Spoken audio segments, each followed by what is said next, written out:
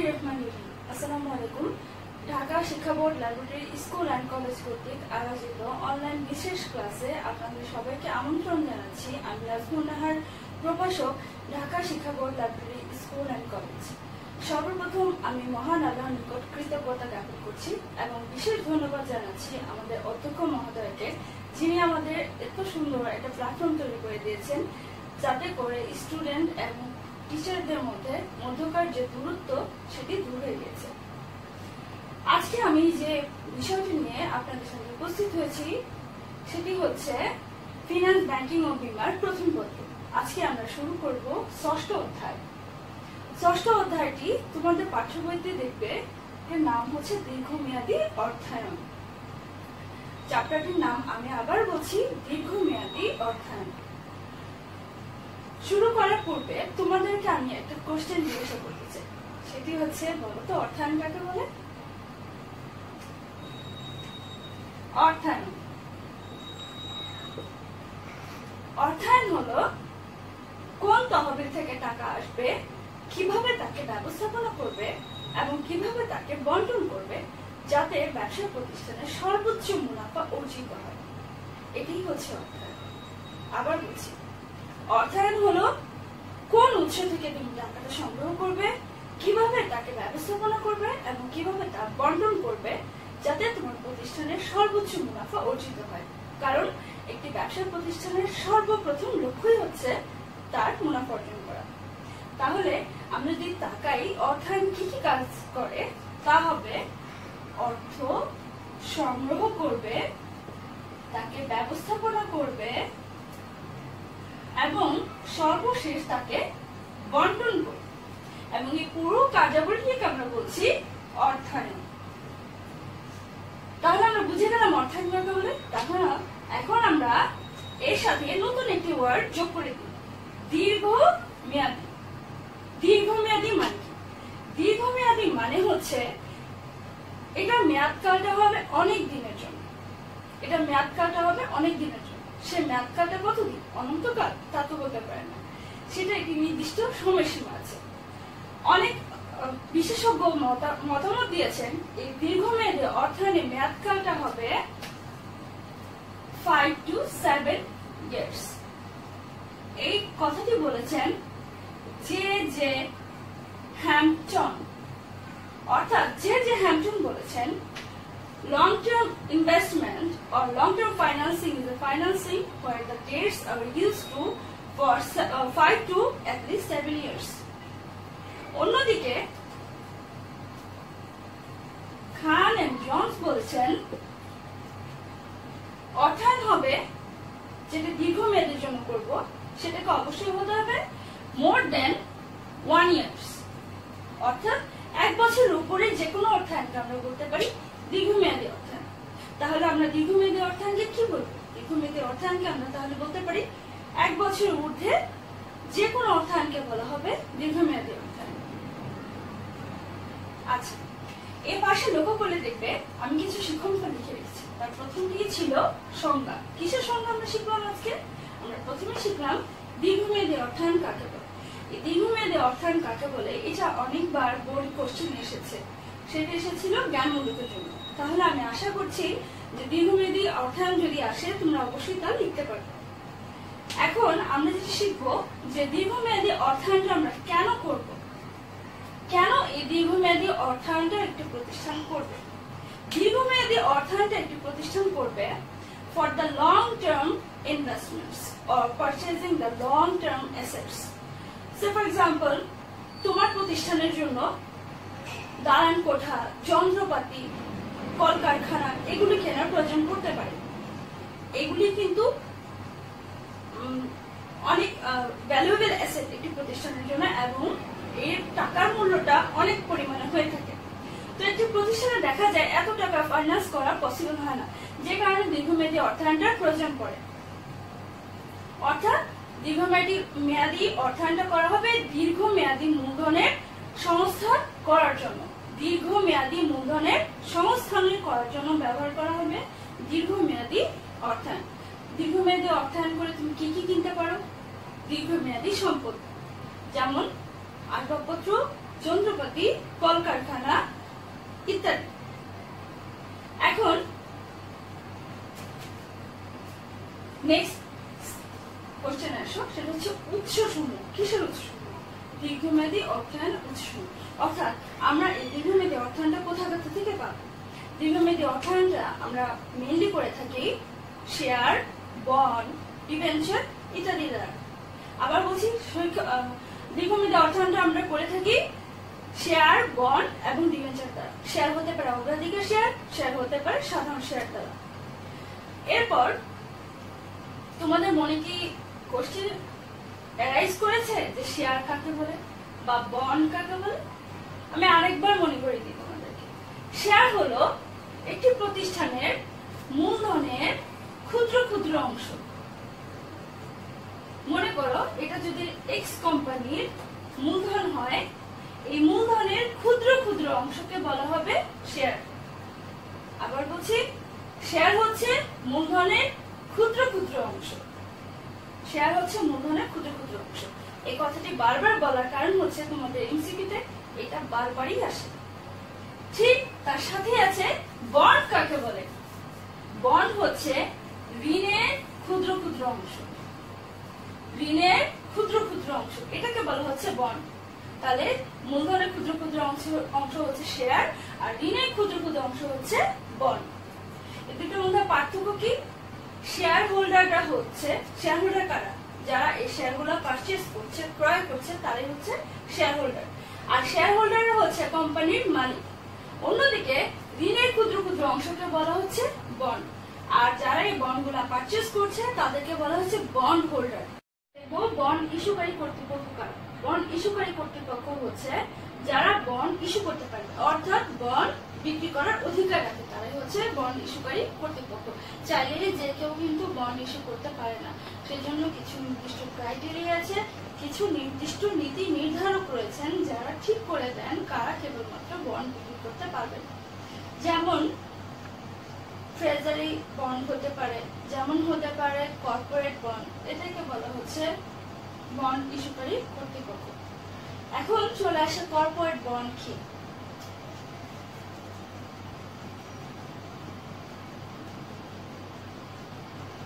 Corporate bond, corporate bond হচ্ছে company বা corporation যখন কোনো বন্ড ইস্যু করে অর্থাৎ বিক্রি করে, তাকে বলা হবে কর্পোরেট বন্ড। তারপর ট্রেজারি বন্ড। ট্রেজারি বন্ড সরকার যখন অর্থের দোটানায় পড়ে, অর্থের প্রয়োজন পড়ে সরকার, তখন সরকার ট্রেজারি বন্ড বিক্রি করতে পারে। এছাড়াও আছে মিউনিসিপাল বন্ড, এছাড়াও আছে বৈদেশিক বন্ড। তবে আমাদের দেশে মিউনিসিপাল বন্ডটা প্রচলিত নয়। আচ্ছা, এখন চলো আমরা নেক্সট অপশনে চলে আসি, সেটা হচ্ছে বন্ডের বৈশিষ্ট্য। অর্থাৎ কি কি বৈশিষ্ট্য হলে আমরা তাদেরকে বন্ড বলবো। বন্ডের বৈশিষ্ট্য, প্রথমেই বন্ডের একটি নির্দিষ্ট সুদের হার থাকবে। বন্ডের একটি নির্দিষ্ট সুদের হার থাকবে। এই পয়েন্টটি তোমরা ভালোভাবে দেখবে এবং বোঝার চেষ্টা করবে, কারণ এখান থেকে আমাদের অনেক সময় বোর্ডে এমসিকিউ চলে আসে, ম্যাক্সিমাম টাইমে এমসিকিউতে চলে আসে। সুদের হার, বন্ডের গায়ে একটি নির্দিষ্ট পরিমাণ সুদের হার থাকবে। আমি একটি উদাহরণের মাধ্যমে তোমাদের কাছে পরিষ্কার করার চেষ্টা করছি। মনে করো XYZ কোম্পানির বন্ডের লিখিত মূল্য, তোমরা চাইলে এই উদাহরণটা লিখে নিতে পারো।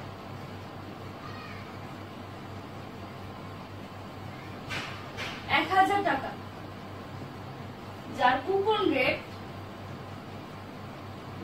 10%। তাহলে তার সুদের হার কত হবে? এটা খুবই সিম্পল। তাহলে তার সুদের হার কত হবে? জাস্ট তার লিখিত টাকার উপর কুপন রেটটা ধরে করবে। 1000 গুণ 10%, অর্থাৎ 100 টাকা। তার মানে কেউ যদি XYZ কোম্পানির বন্ডটি কিনে, তাহলে একটি নির্দিষ্ট মেয়াদ পর সে সুদের হার পাবে 100 টাকা। আশা করছি তোমরা এই উদাহরণটি বুঝতে পারছো। চেষ্টা করবে নিজে নিজে একটু অঙ্ক তৈরি করে সেটা করার জন্য। এরপর চলে আসো পরিপক্কতা। পরিপক্কতা পয়েন্টটি মানে হচ্ছে ম্যাচুরিটি, এটাকে ইংলিশে বলা হয় ম্যাচুরিটি, অর্থাৎ বন্ডের একটি নির্দিষ্ট মেয়াদ থাকবে। এটা আনলিমিটেড কোনো টাইম হবে না, বা বলতে পারি অনন্তকাল ধরে কোনো বন্ড চলতে থাকতে পারে না। এটি নির্দিষ্ট মেয়াদ থাকবে, হতে পারে 4 বছর, 5 বছর, 10 বছর, বাট এটা একটা নির্দিষ্ট টাইম লিমিট থাকবে, যে লিমিট পর্যন্ত বন্ড হোল্ডার সেটি আবার ইস্যুকারী কোম্পানির নিকট বিক্রি করে দিবে। অর্থাৎ কোন বন্ডের মেয়াদ যদি হয় 5 বছর, 5 বছর পর ওই বন্ডের মালিক আবার সে ইস্যুকারী, অর্থাৎ যিনি প্রথমে বন্ডটি বিক্রি করেছিলেন তার কাছে বন্ডটি আবার বিক্রি করে দিবে। তারপর আসো বন্ডের পরিশোধ পদ্ধতি, অর্থাৎ এই বন্ডটি কিভাবে পরিশোধ করবে। বন্ডটিকে পরিশোধ করার 2 ধরনের পদ্ধতি আছে, একটা হচ্ছে নিমজ্জিত তহবিল, আরেকটা হচ্ছে কল প্রভিশন বা পুনঃক্রয়। আমি আবার বলছি, নিমজ্জিত তহবিল বা কল প্রভিশন বা পুনঃক্রয়। এই পয়েন্টটি তোমরা ভালোভাবে দেখবে, খুব ভালোভাবে দেখবে, স্পেশালি কল প্রভিশন, এটা তো অনেক ভালোভাবে দেখবে। এখন প্রথমে এটি শুরু করি, নিমজ্জিত তহবিল বা প্রতিপূরক তহবিল। এরকম যদি চলে আসে নিমজ্জিত তহবিল না দিয়ে তোমাকে দিল প্রতিপূরক তহবিল, তখন কিন্তু তোমাকে এটার সাথে এটা কানেক্ট করতে হবে। আচ্ছা, নিমজ্জিত তহবিল কেন তৈরি করা হয়? নিমজ্জিত তহবিল তৈরি করার কারণ হচ্ছে, মনে করো কোনো একটা সময়ে কোম্পানি মুনাফা অর্জন করতে পারলো না, কিন্তু এই বন্ড হোল্ডারদের তো সুদ দিতেই হবে, তখন সে কি করবে? আর যদি সে সুদটা পরিশোধ না করতে পারে, সেক্ষেত্রে কিন্তু তার মার্কেট যে ভ্যালু সেটা কিন্তু অনেক কমে যাবে, বা মার্কেটের যে রেপুটেশন সেটা কিন্তু অনেক নিচে নেমে যাবে। কোনো কোম্পানি চায় না তার রেপুটেশনে কোনো ধরনের কোনো ক্ষতি হোক, তাই সে কোম্পানি প্রত্যেক বছর মুনাফা হতে একটি নির্দিষ্ট পরিমাণ অর্থের অঙ্ক সরিয়ে ফেলে। এইটি হচ্ছে নিমজ্জিত তহবিল। কেন করে কোম্পানি? করার কারণ হচ্ছে, যদি ফিউচারে বা ভবিষ্যতে কোনো কারণে কোম্পানি তার প্রত্যাশিত মুনাফা বা মুনাফাই অর্জন করতে না পারে, তখন সে নিমজ্জিত তহবিল বা প্রতিপূরক তহবিল দ্বারা সে তার ওই সুদের টাকাটা পরিশোধ করতে পারে। একটা তো হতে পারে সে ঋণের সুদের টাকাটা পরিশোধ করতে পারছে, আরেকটা হতে পারে তার কোনো সম্পদ ক্রয় করতে হতে পারে, অথবা তার কোন সম্পত্তি প্রতিস্থাপন করতে হতে পারে। তখন কিন্তু এই নিমজ্জিত তহবিল বা প্রতিপূরক তহবিলটার প্রয়োজনীয়তা দেখা দেয়। এখন চলে আসো কল প্রভিশন বা পুনঃক্রয়। কল প্রভিশন বা পুনঃক্রয়, এটা খুব ভালোভাবে দেখবে। কল প্রভিশন বা পুনঃক্রয় হচ্ছে, ইস্যুকারী কোম্পানি যখন পুনরায় বন্ডটিকে আবার কিনে নেয়, তখন তাকে বলা হয় পুনঃক্রয় বা কল প্রভিশন। কল প্রভিশন বা পুনঃক্রয় হচ্ছে ইস্যুকারী কোম্পানি যখন বন্ড হোল্ডারের নিকট থেকে আবার বন্ডটিকে কিনে নেয়, সেটি হচ্ছে কল প্রভিশন বা পুনঃক্রয়। এই কল প্রভিশনটাকে আমি বারবার বলছি, খুব ভালোভাবে দেখবে, জ্ঞানমূলকের জন্য খুবই গুরুত্বপূর্ণ। এর বন্ডের বৈশিষ্ট্য হচ্ছে ইন্ডেঞ্চার। ইন্ডেঞ্চার হচ্ছে বন্ডের ইস্যুকারী এবং বন্ড হোল্ডার যিনি আছেন তার অধিকার, এবং বন্ড যে ইস্যু করলো তার দায় দায়িত্ব সম্পর্কিত যে লিখিত একটি দলিল, যে বৈধ লিখিত দলিল, সেটি হচ্ছে ইন্ডেঞ্চার। আমরা বলছি, ইন্ডেঞ্চার হলো বন্ড ইস্যুকারী কোম্পানির দায় দায়িত্ব এবং যিনি বন্ড হোল্ডার তার অধিকার, কি ধরনের অধিকার সে রাখে, কিভাবে সে বিক্রি করতে পারে, কি ধরনের সুদ সে পেতে পারে ইত্যাদি সকল বৈধ সকল অধিকারের লিখিত যে দলিল, বৈধ লিখিত দলিল হচ্ছে ইন্ডেঞ্চার। ইন্ডেঞ্চারটাকে বারবার রিপিট করার কারণ হচ্ছে, এটা আমাদের বোর্ড কোশ্চেনে বারবার চলে আসে। এটা তোমরা বেশি বেশি মনোযোগ দিয়ে করবে, 100 টাইমস ইম্পর্টেন্ট, 100%। ওকে, এখন আমরা দেখি বন্ডের শ্রেণী বিভাগ। বন্ডের শ্রেণী বিভাগ প্রথমে হচ্ছে কর্পোরেট বন্ড। কারা ইস্যু করতে পারবে? ইস্যু করতে পারবে কোম্পানি, ইস্যু করতে পারবে কর্পোরেশন। বড় বড় ধরনের কোম্পানি, ছোটখাটো কোন প্রতিষ্ঠান কিন্তু বন্ড ইস্যু করতে পারে না, যেমন ধরো এসিআই, স্কয়ার, এগুলো হচ্ছে বড় ধরনের প্রতিষ্ঠান, আমরা চাইলে এই কর্পোরেট বন্ডটাকে ইস্যু করতে পারি। এরপর হচ্ছে ট্রেজারি বন্ড, এটি কিন্তু সরকারের বন্ডও বলা হয়ে থাকে। ট্রেজারি বন্ড হচ্ছে সবচেয়ে নিরাপদ বিনিয়োগের একটা জায়গা। বৈদেশিক বন্ড, বৈদেশিক বন্ডটাকে ইস্যু করে হচ্ছে বিদেশের কোনো কোম্পানি, বিদেশের সরকার। এক্ষেত্রে কিন্তু রিটার্ন পাওয়ার ঝুঁকিটা বেশ বেশিই থাকে। ঋণপত্র বা ডিবেঞ্চার, ঋণপত্র বা ডিবেঞ্চার হচ্ছে জামানতবিহীন একটা বন্ড, এক্ষেত্রে কোনো জামানতের প্রয়োজন পড়ে না। আয় বন্ড, এই আয় বন্ডটা হচ্ছে যদি প্রতিষ্ঠানের লাভ হয় সেক্ষেত্রে কেবলমাত্র এই বন্ড হোল্ডাররা তার সুদের টাকাটা পেয়ে থাকে, অন্যথায় নয়। অধীন বন্ড হচ্ছে অন্যান্য বন্ড এবং শেয়ার হোল্ডারদের দায় দেনা পরিশোধ করার পর যদি প্রতিষ্ঠানে অতিরিক্ত অর্থ থাকে তাহলে কেবলমাত্র এই অধীন বন্ড হোল্ডাররা তার সুদের টাকাটা পেতে পারে। বাহক বন্ড হচ্ছে ওই ব্যক্তি যিনি বন্ডটাকে ক্যারি করছে বা বহন করছে, অর্থাৎ যে কেউ এটা বাহক হতে পারে। বাহক জিরো কুপন বন্ডটা একটু পরে দিচ্ছি। তলবযোগ্য বন্ড হচ্ছে ইস্যুকারী কোম্পানি চাইলেই যদি বন্ড হোল্ডারের কাছ থেকে আবার রিপারচেজ করার অধিকার রাখে, সেটা হচ্ছে তলবযোগ্য। অর্থাৎ যিনি বন্ড বিক্রি করছেন তার কাছে যদি অধিকার থাকে যার কাছে বিক্রি করেছেন তার কাছ থেকে আবার কিনে নিয়ে আসবেন যে কোনো সময়, তাহলে সেটা হচ্ছে তলবযোগ্য বন্ড। পুট বন্ড হচ্ছে তলবযোগ্য বন্ডের ঠিক উল্টোটা, অর্থাৎ বন্ড হোল্ডার চাইলেই তার নিজের ইচ্ছা মতো এই বন্ডটাকে কোম্পানি বা বন্ড ইস্যুকারী কোম্পানির নিকট আবার রিসেল করে দিতে পারে। অর্থাৎ তলবযোগ্য বন্ড আর পুট বন্ড হচ্ছে ঠিক বিপরীত সম্পর্ক। তারপর দেখো রূপান্তরযোগ্য বন্ড হচ্ছে যখন কোনো বন্ডকে চাইলে শেয়ারে রূপান্তর করা যায়, সেটা হচ্ছে রূপান্তরযোগ্য বন্ড।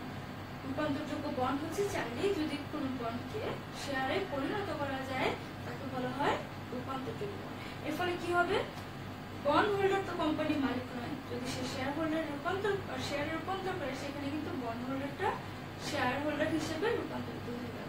ফাইনালি যেটা আমি বলছিলাম, জিরো কুপন বন্ড আমাদের পরীক্ষার জন্য খুবই গুরুত্বপূর্ণ একটি বিষয়। জিরো কুপন বন্ডের বেলায় তুমি একটি বন্ড কিনতে যাচ্ছ এবং সেটা জিরো কুপন বন্ডের গায়ে লেখা আছে বা আস্কিং প্রাইস সেটা হচ্ছে 1000 টাকা এবং তুমি সেটি কিনলে 900 টাকা দিয়ে। কত কম দিয়ে কিনেছো? 100 টাকা কম দিয়ে কিনেছো। এটাই তোমার লাভ। যখন তুমি আবার এটা সেল করবে তখন কিন্তু ওই লিখিত মূল্যে বিক্রি করবে 1000 টাকা দিয়ে। এটাই হচ্ছে জিরো কুপন বন্ড। প্রিয় শিক্ষার্থীরা, করোনার এই ভয়াবহতার কারণে আমরা তোমাদেরকে ভীষণ মিস করছি, কিন্তু তোমাদের সুস্বাস্থ্যই আমাদের প্রধান লক্ষ্য। তাই বলবো, বাসায় থাকো, নিরাপদে থাকো, স্বাস্থ্যবিধি মেনে চলবে। আজকে ক্লাস পরিসমাপ্তি টানতে হচ্ছে। নেক্সট আমাদের ক্লাস হবে, সেখান থেকে আমরা গণিত শুরু করব। এই ষষ্ঠ অধ্যায়ের জন্য কিন্তু আমাদের থিওরি প্লাস ম্যাথ দুইটাই খুব ভালোভাবে দেখতে হবে। ততক্ষণ পর্যন্ত সবাই নিরাপদে থাকো, সবার সুস্বাস্থ্যতা কামনা করছি এবং ক্লাসটিকে এখানেই শেষ করছি। ধন্যবাদ সবাইকে।